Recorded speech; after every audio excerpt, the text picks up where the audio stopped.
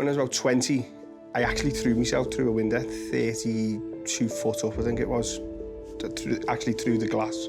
So I'd took that step. The way I see it, I had killed myself. I went to my doctor and I said, don't want to be suicidal. I'm fed up with it all now. You know, I'm coming up to 60 and I don't want another 20 years of this.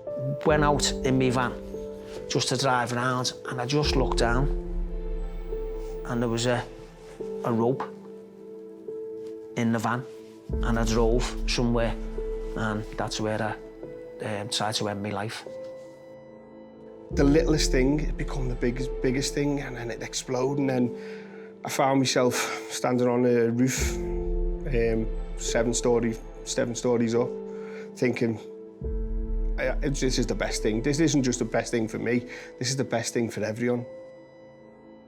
Suicide is the largest single cause of death of men under 45 in this country.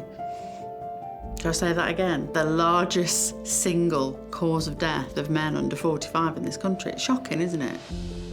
Mental health's always been there. It's only really been in the last probably 2 years, 2.5 years that it's spoke about now. Everybody struggles, you know, they say 1 in 4, more like 3 in 4, and particularly with what we've all been through with the pandemic, I think there's been, you know, it's increased it even more. One of the things that sticks in my mind was reading and getting the therapy that you get is suicide is a permanent solution to a temporary problem. One of the things that I often say to fellas who come through is, you know, Jürgen doesn't wait for 6 weeks to debrief the team if they've messed up in the first half. He does it straight there and then. So we know that by getting men at that crisis point and seeing them really quickly, that's when we can affect the biggest change. James plays for me, give me the tools to do things where I'd have a Lemsip for a cold.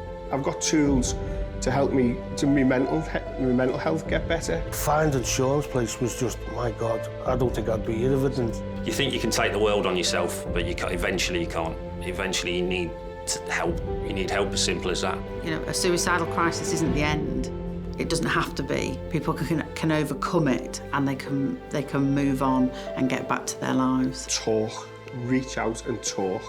You know, it sounds so simple, and I think, but it's a first step. You've got to recognise that you've got a little issue, anything at all, you just got to speak. Drop the macho image. You need help. Yeah. Go and get it. The macho image is not going to make you better.